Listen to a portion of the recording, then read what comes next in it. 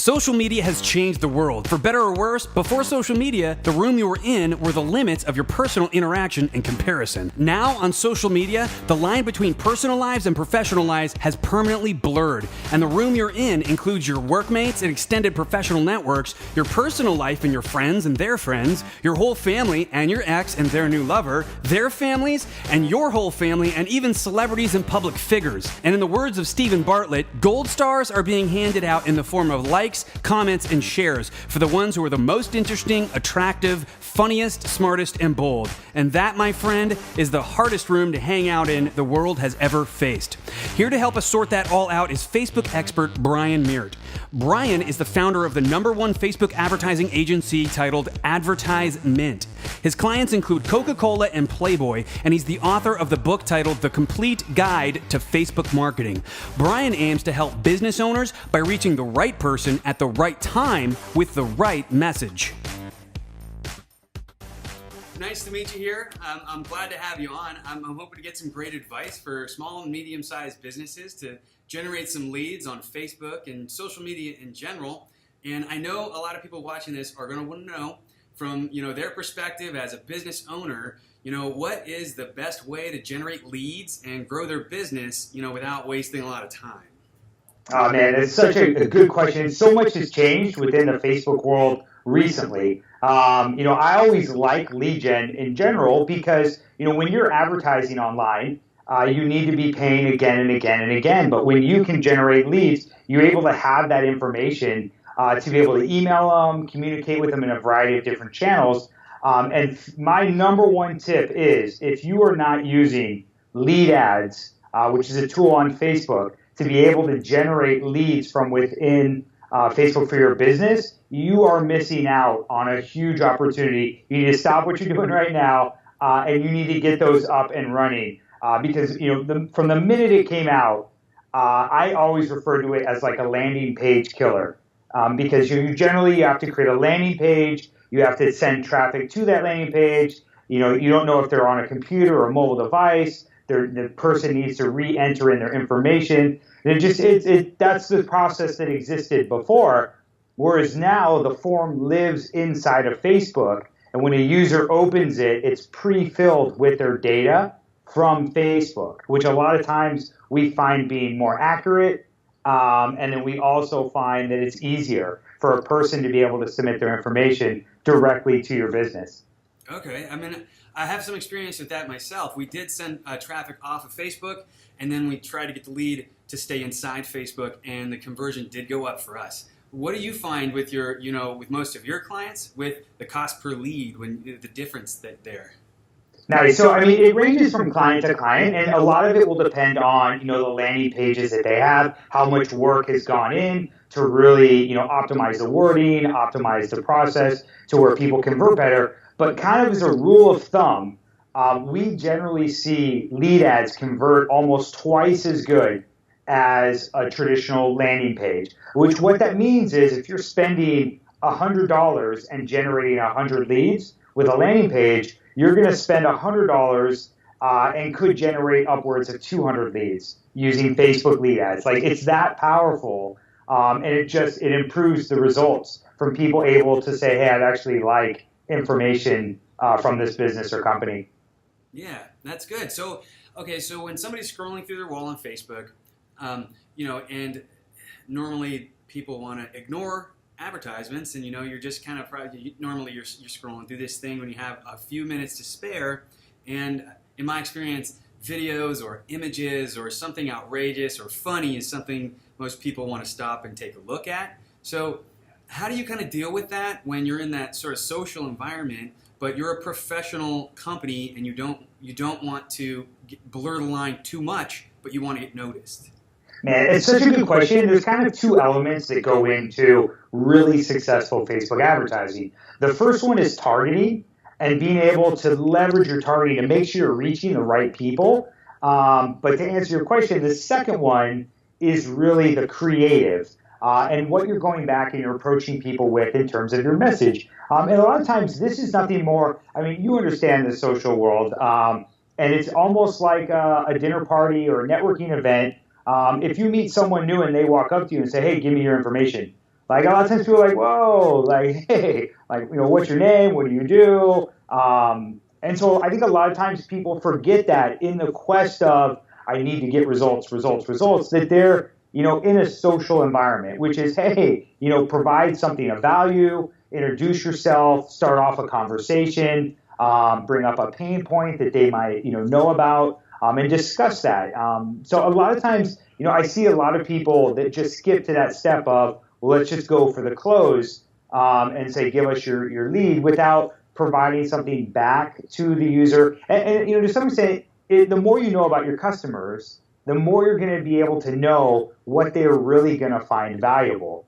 And you want to, for any business, you want to be able to provide something of value to them that will help their lives be better, help them get a step ahead of where they were without you. And if you can just kind of help with that first step, a lot of times people are much more trusting, much more open to working with you as a company or a business. And that's, what we call a hook, or something that a person would want to be like, hey, I need access to whatever this is. And I'm willing to give up my information, and know that at some point they'll call me, but I have something valuable out of this process. Gotcha. Okay. So walk us through the process then. What are your, if you could sum it up in 3 steps, or, something concise, what's the process you go through? You get a client, you're going to manage a campaign for them, and you want to generate some real results-oriented, closed sales type of leads. But what would you do? So, the very first thing is, like, who do we want to reach?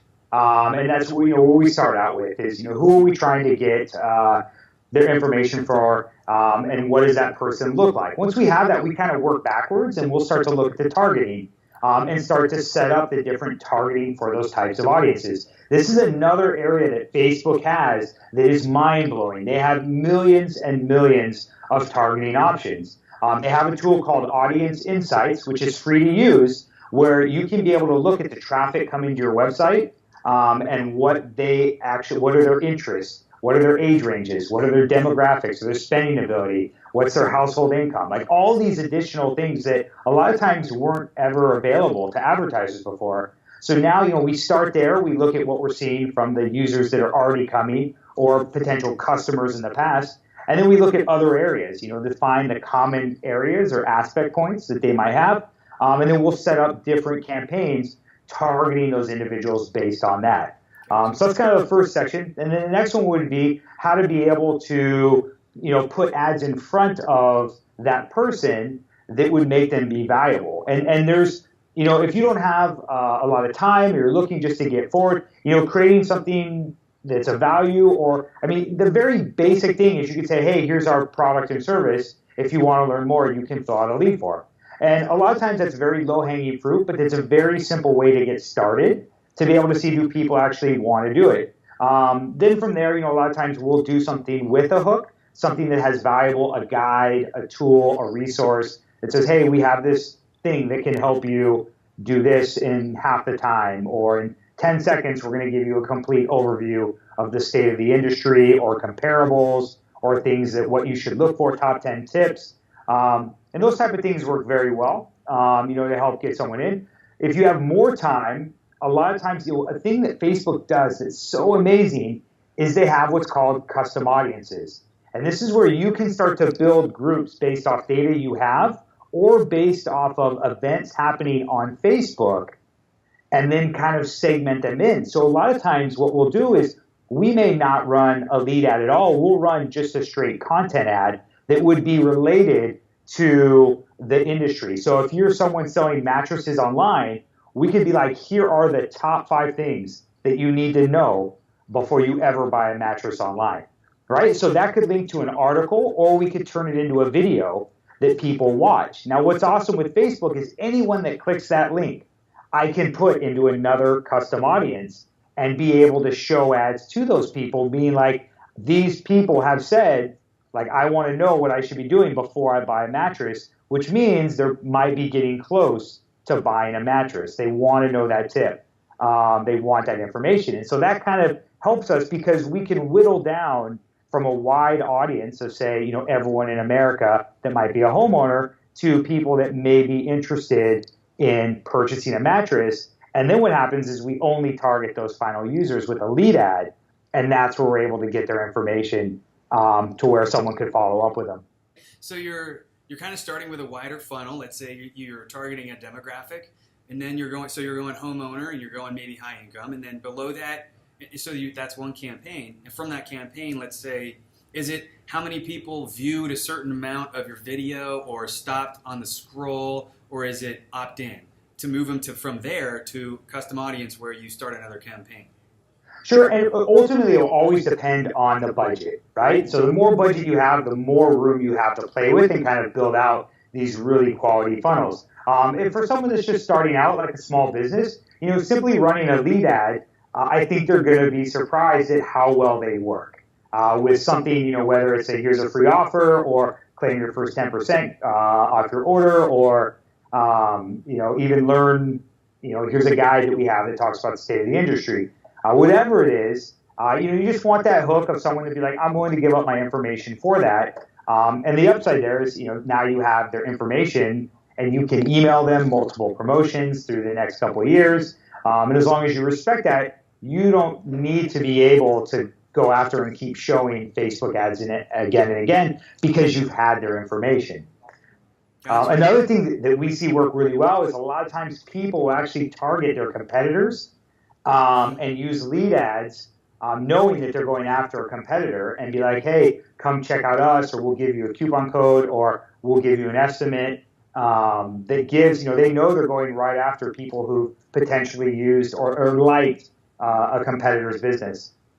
Okay. So let's bring that down to a small business owner. So you have if you're targeting nationally, targeting a competitor makes a lot of sense. You can get a wide audience. But if you're let's say a small business owner and you service an area, or let's say maybe 25 square miles or something like that in an area, what would be the competitor that you would target? Would you choose a national and go after their audience?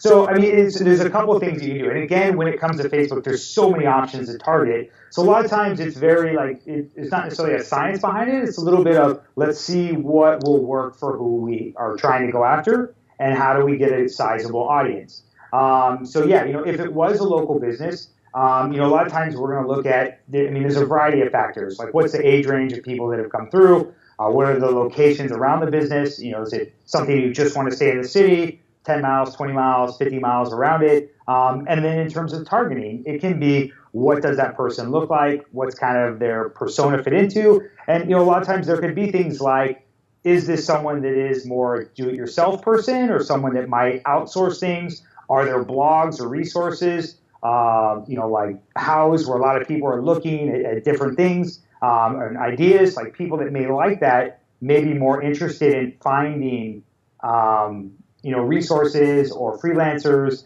or people that can come in, or other businesses that can be able to help them be able to complete those. Okay.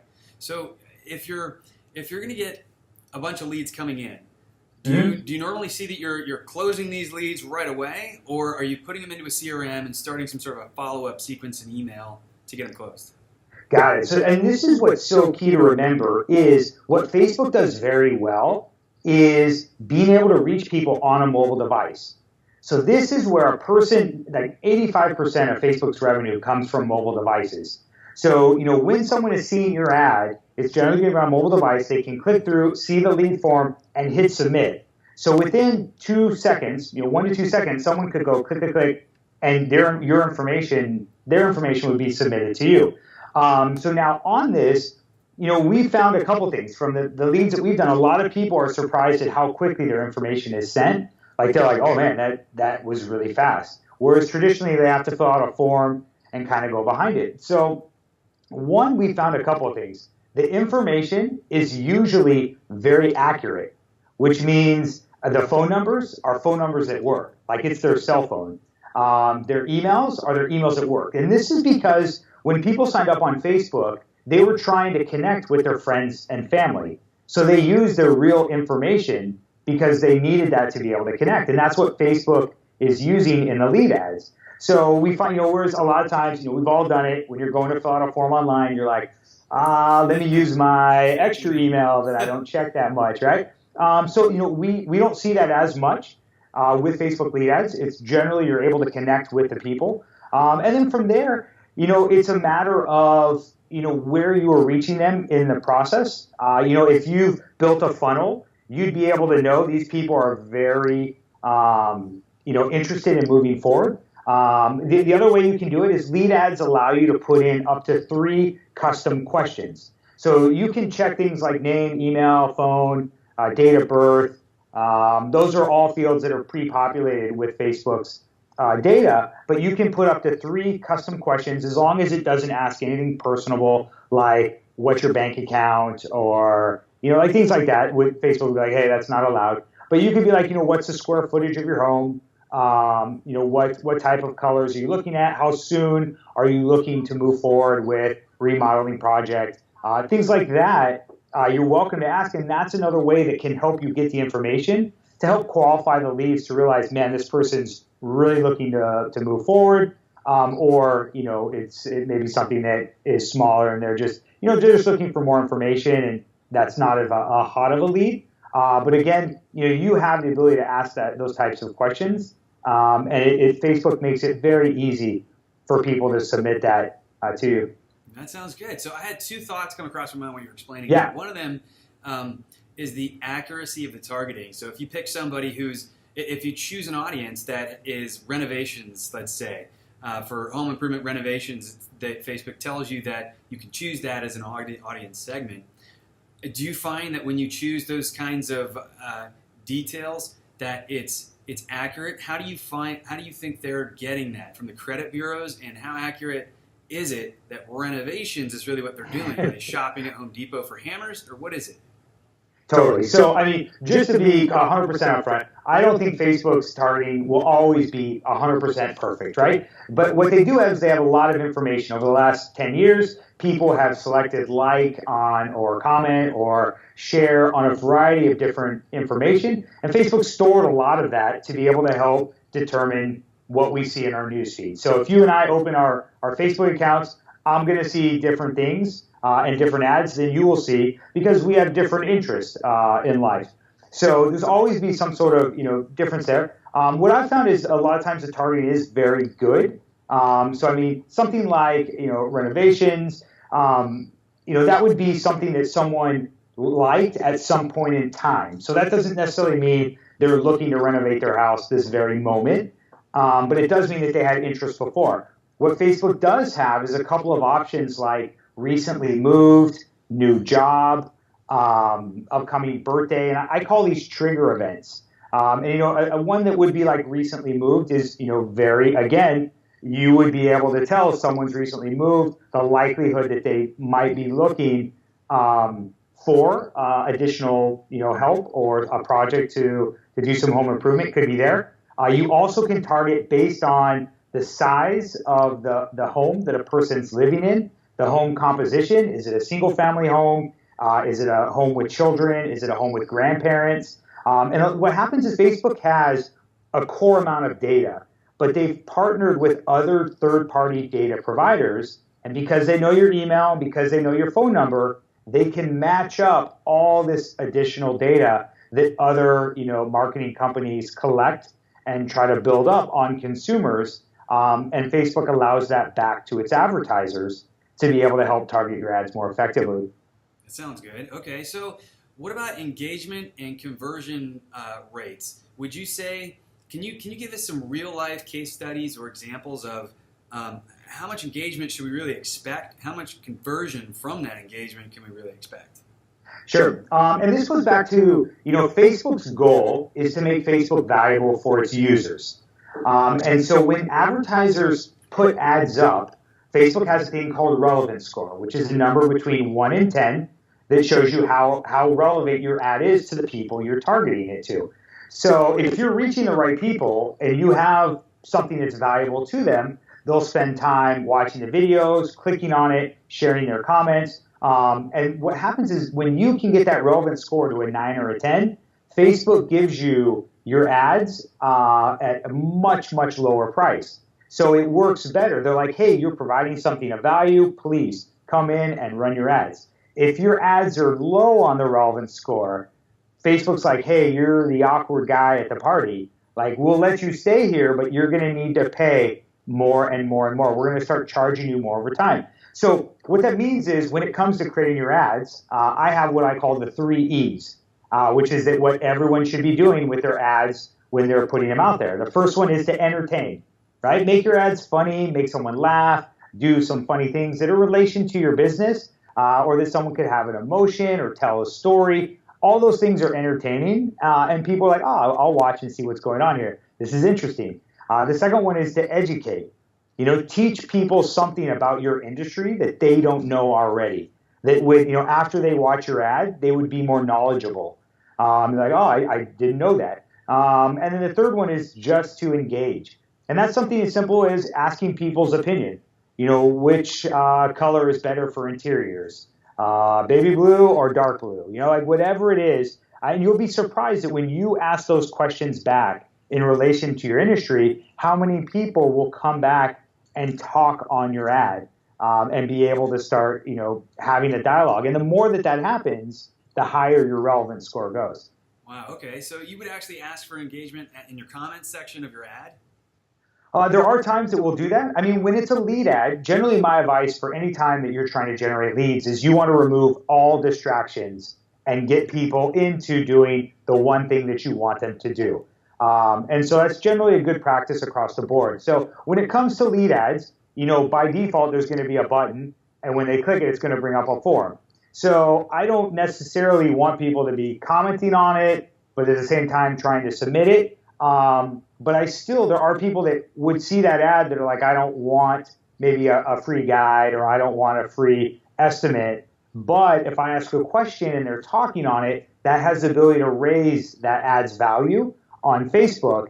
So, I mean, it's kind of, it would be a case by case in terms of how we do it. But if it was a video, maybe we were talking about the top 3 things someone should know about your industry before they deal with a contractor or hiring their first person to come in. I mean, that's valuable. And then if you ask them, did I miss anything? What would be other questions that you would have? A lot of times you can get that engagement onto your ad, and that will help you be able to have your ad be much more relevant to its users, which ultimately will cost you less money as you are generating leads. That's great. So they charge you less if your relevancy score is higher. Mm-hmm. And if your relevancy score is lower, they charge you more. Yeah, they charge you a lot more, yeah. That's great. So, I mean, I've had some experience with myself. I've had ads that I ran that were for very popular ideas in fitness and health, and I've gotten a 10 out of 10 and paid 3 cents per engagement. And I've had it the other way around where I'm paying $1.50 per click, and I got like a 1, 2, 3 kind of a relevancy score. And so that kind of begs the question, where is the line that you blur between being personable and professional? And, for example, using an iPhone camera and just talking and being kind of nutty, usually people will kind of look at that. But do you want to do that if you're trying to represent a professional brand? Where do you go with that with your clients? I think because it is a mobile device, because people are seeing so much content now, I think consumers find what would be a normal conversation very valuable, very organic, very real. So a lot of times, even if you're making a video, you can do it with a cell phone. What happens is, and I think the other thing that people forget is it's a one-to-one connection. Whereas a lot of time with TV ads, it was like, hey, let's put everything out there. We don't know if it's a room full of 100 people or just one person. But with a mobile phone, it's generally one-to-one. So you have the ability to have that conversation directly with another person on the other side of it. And because of all the information on Facebook, you can somewhat assume that it's going to be relevant to the people who you're targeting. And when it comes to that, it's just like you and I would have a conversation now. Like, what things do you want to know? What would be valuable to you? I want to respect your time and provide you, tips on what's valuable. And you're like, well, this is great. The same thing kind of applies. We had a drone, a guy that was a big movie producer, and he bought a bunch of different drones, like small, medium, large, and then like this really, really big one. And he was going to go out and start doing drone photography. Now, he had a demo reel that was amazing. It had all these shots of properties or houses or trains or freeways. And he had several of these. And he also had a video it was nothing more than a cell phone. It was a little shaky, and he took his biggest drone out into a parking lot. He powered it up, lifted it up off the ground about 5 feet, flew it for about 10 seconds, and then landed it. Now, that one didn't seem anywhere near as amazing as the other ones, but it destroyed the highly produced ones because I think everyone watching it was like, what's going to happen? Is it, because it was a big drone. They're like, is it going to shoot missiles out of this drone? Is it going to crash? And people were just curious to see what happened out of it. And it was fascinating for me because I was like, the quality on these other ones is like, professional movie quality. And this is just someone with a cell phone camera that's shaking. But when it actually came to dollars and cents, the one that was shaky and more real, 100% outperformed the others. Yeah, that makes perfect sense. So you're in a social environment, try to be very social. And being one-to-one, having these conversations like we're having now is really what you want to be doing on Facebook, not trying to put up your glamour shots photo or something like that, or a picture of a house, something like that. So you want to be really real. So a lot of people have a problem with that, being really real on camera. It's not easy for most people, and they don't really have a desire to put themselves out there like that. And, that sort of blurred line between your professional life and your personal life is completely like destroyed when it's social media. You can't do the professional thing. Totally, and I see this a lot because we work with a lot of different companies. And what happens is somehow when people are putting their marketing together, all of a sudden this marketing hat goes on where they're like, I must make people do what I want them to do. They must buy my product. And all of a sudden it's like a switch to where I'm like, whoa, let's hold up here.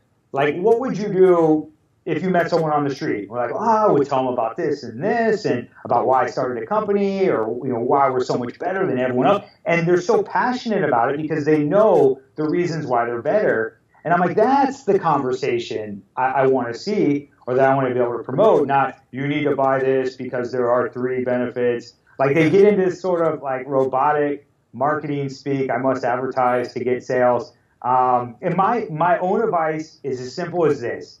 Try to make friends.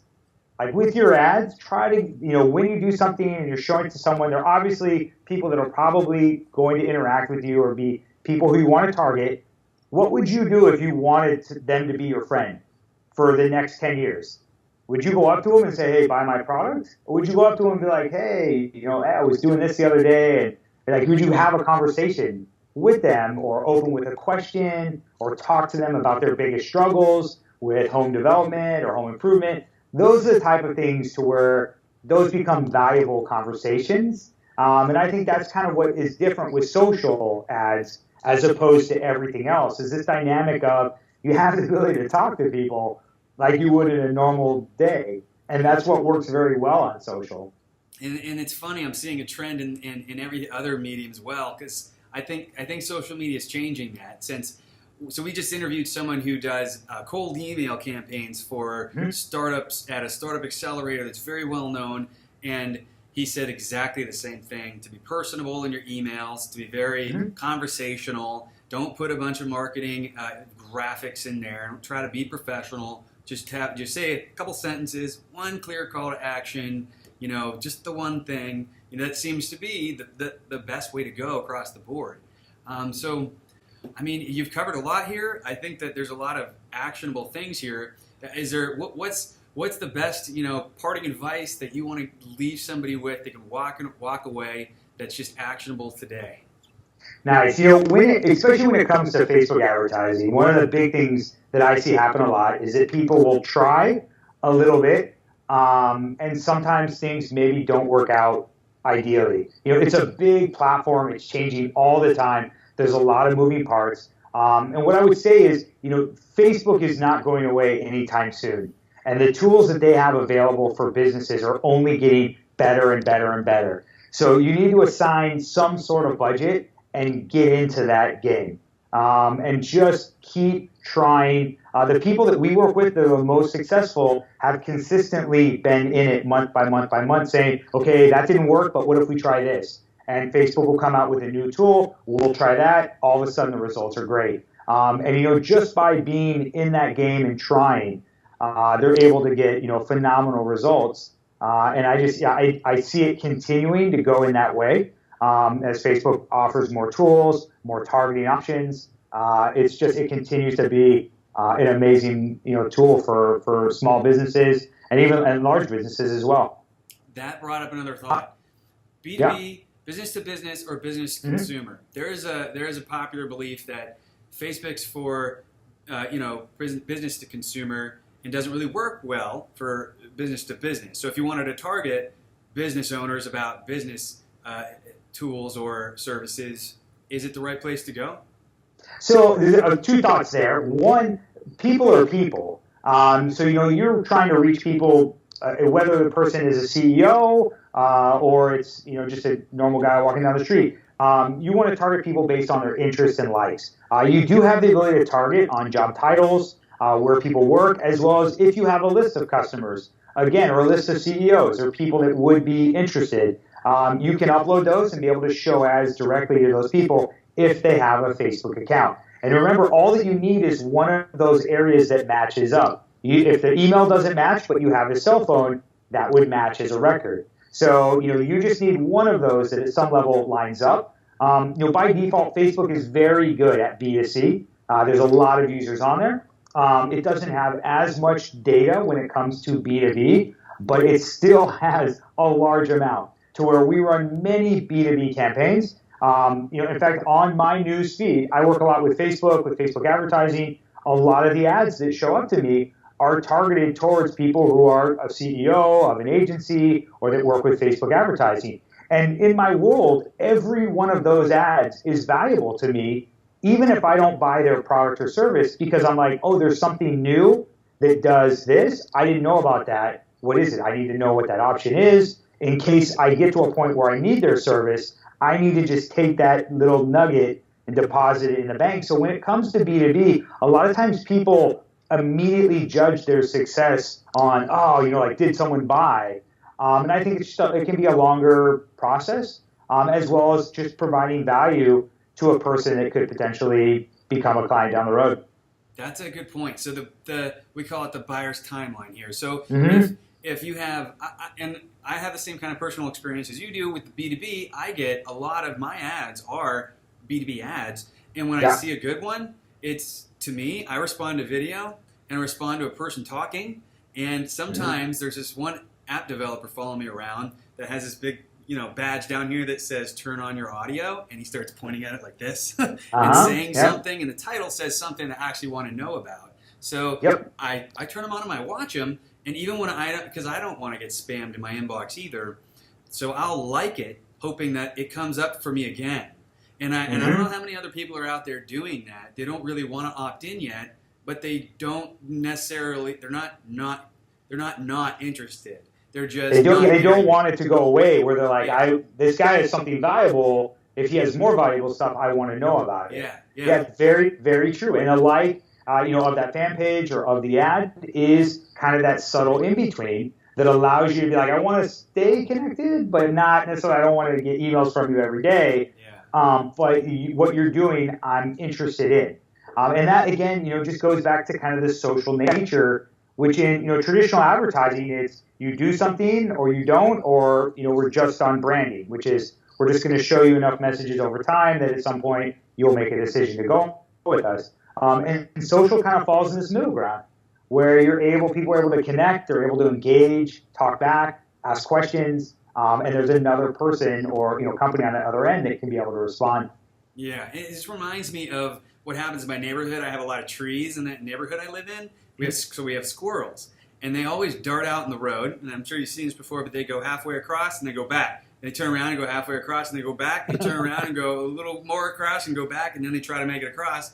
And sometimes they stay in the middle of the road for too long and just get smushed.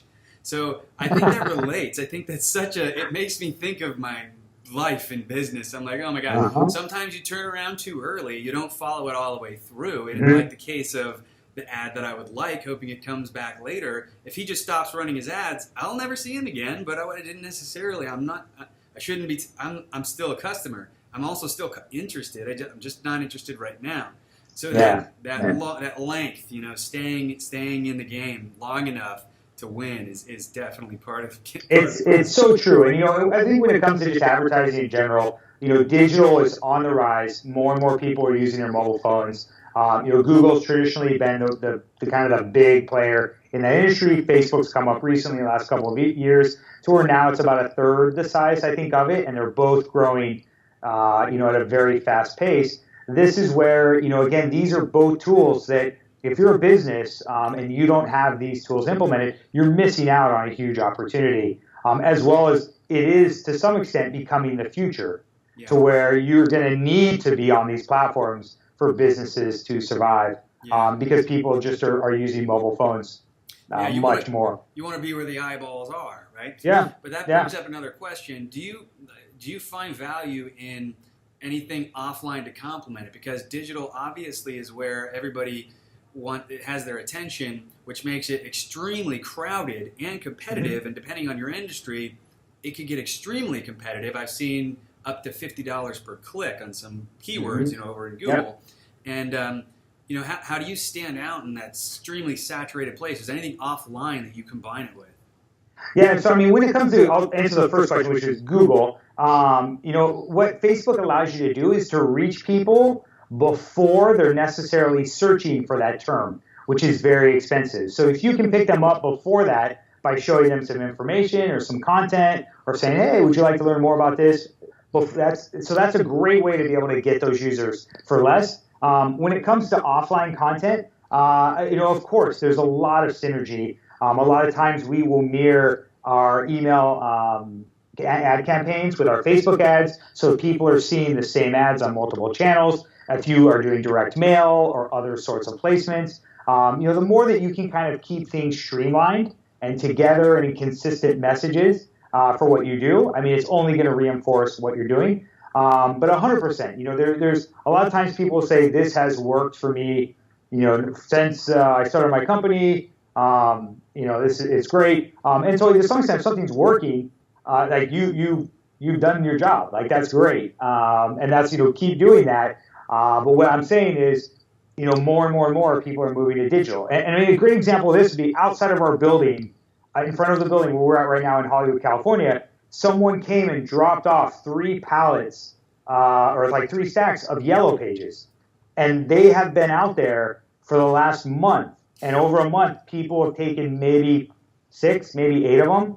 Like, I just see it there every day as I walk in.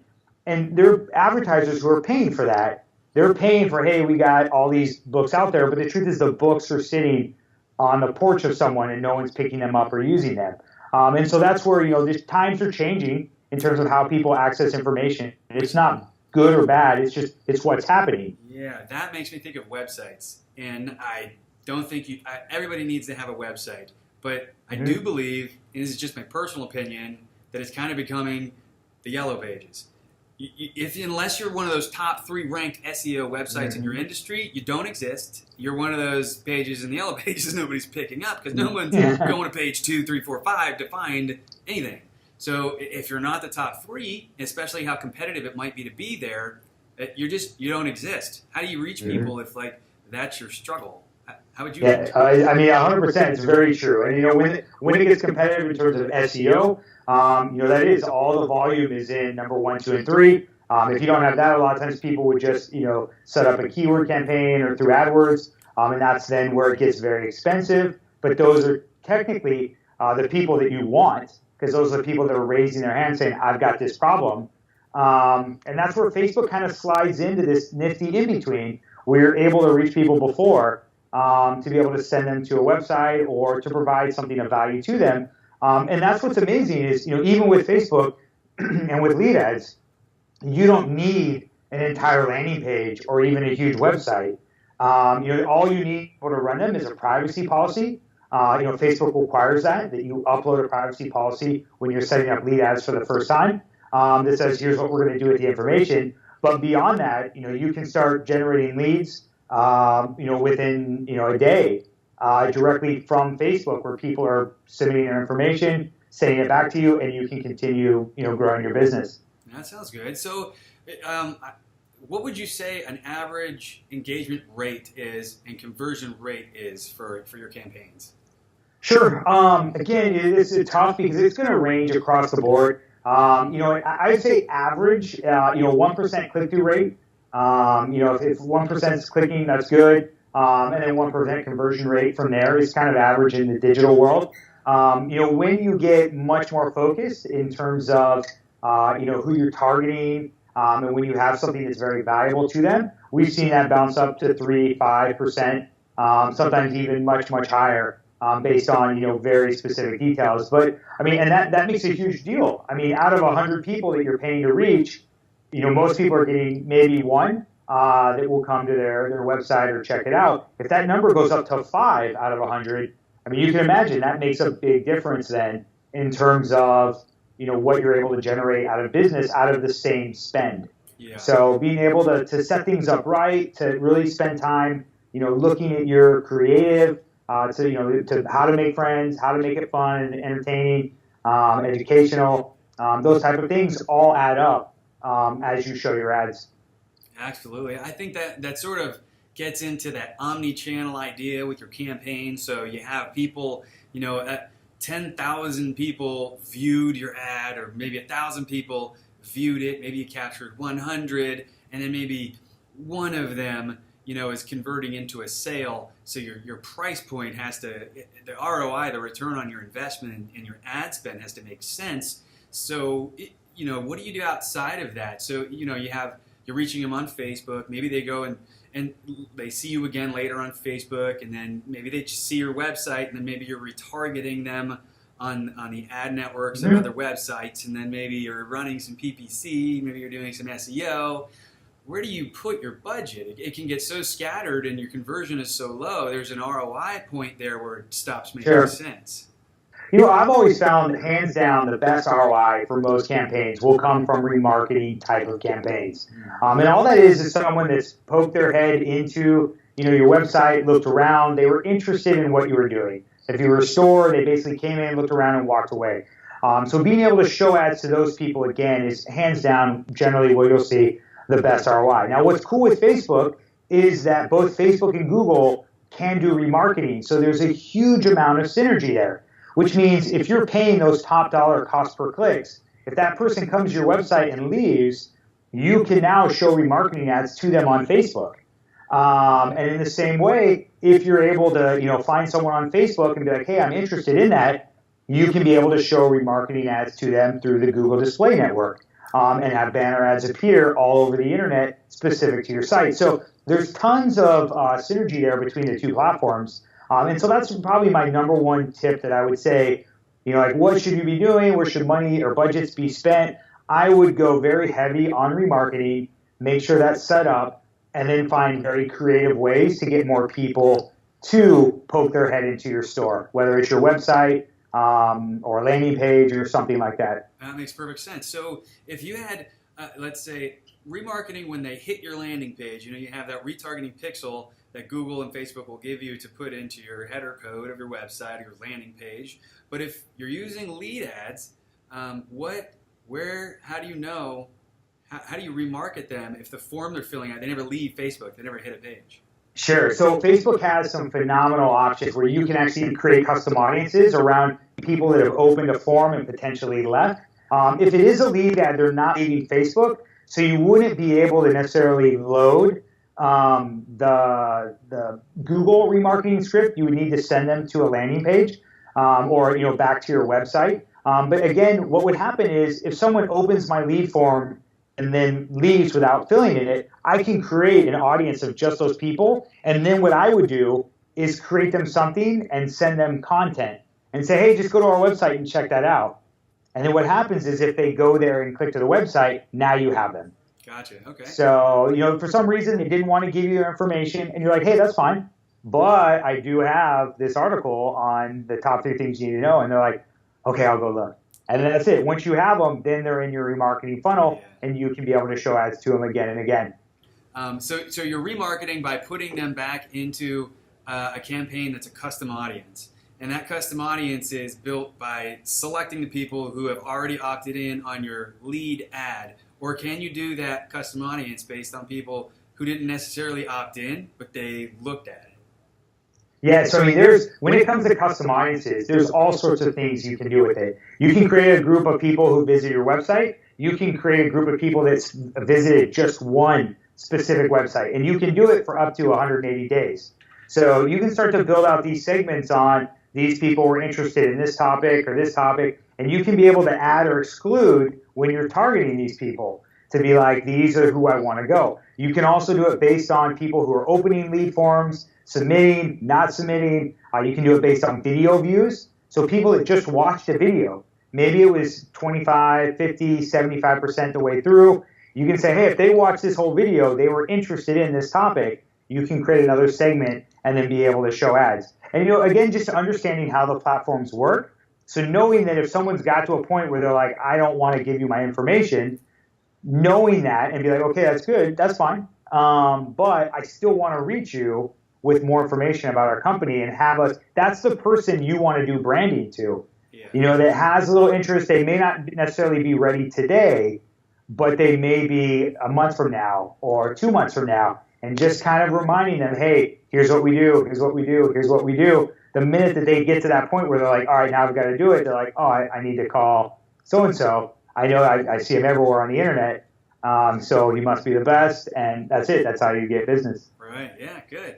That's good. So when you're starting a campaign, if you wanted to give it do you have a point where you consider it a failed campaign that doesn't work on Facebook, like a certain amount of budget or a certain amount of maybe conversion? Yeah, I mean, ultimately, every client's going to have different kind of rules in terms of what they're looking to pay, cost per lead. The one thing that Facebook has in terms of their system is they want companies or advertisers to get at least 25 conversion events per week per ad set. And that would be who you're targeting. So if I'm targeting one towards men and one towards women, that would be 2 different ad sets. And what that means is Facebook, as people are completing your lead forms, Facebook is adjusting who it's going to show its ads to based on those criteria. To where, say I'm showing ads in California to men who are homeowners, as people start to fill out leads, Facebook may realize everyone filling out the form has a home value above $500,000. And what it'll do is it will start to only show it to people who are above that range. So it's going to adjust its algorithm to help you get the best results based on what they see coming back. And it will start to exclude the other ones just naturally, which again is fantastic for advertisers because Facebook is doing a lot of the heavy lifting. But the kind of the core fact there is you need to get 25 events of those per week. So, if you're paying $5 for a lead, it's 5 times 25 per week should be the budget that you have. I got you. Okay, so they got to set it up so the longer you stay in there, the better it gets as you go along. Yeah, basically. yeah. Okay, that's great. This has been a really good interview, man. How can people find you, and what's the best way to reach you, and what can you do? Well, I'm on LinkedIn, so you can always connect with me there. My company is called Advertisement, mint.com. We have a couple of amazing resources that are there. We've got an ad targeting guide, which shows you 3 pages of all the most popular ad targeting options on Facebook. So a lot of times it's a great resource to be able to look and see, these are what I can do before you even begin, so you know what are your options for targeting ads. There also is, and we just released this, we have a hidden ad targeting ad guide. So this is like a secret list that Facebook has that they don't make available to everyone.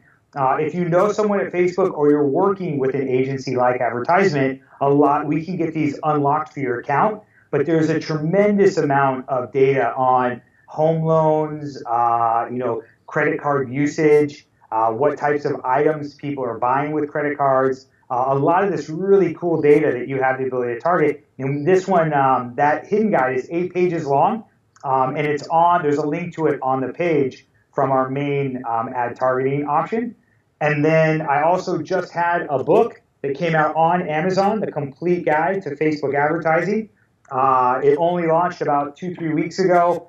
We're very excited. It's got a lot of these walkthroughs in terms of how to set up lead ads, how to target your lead ads, what you should be looking for in terms of results. And so, yeah, you're welcome to jump in there. It's on Amazon, and you can be able to pick it up. And that it's just, I created it because I was getting asked so many of the same questions again and again that I was like, all right, let me get my one answer to that so that people can be able to be like, this is it, and I can start moving forward. Good. All right. That sounds great. So I'll put links to those things in the description and on the show notes of this interview. And it was great having you on. I hope to hear from you soon. Perfect. Sounds great. All right, buddy. Have a good day. Talk to you later. All right. Bye.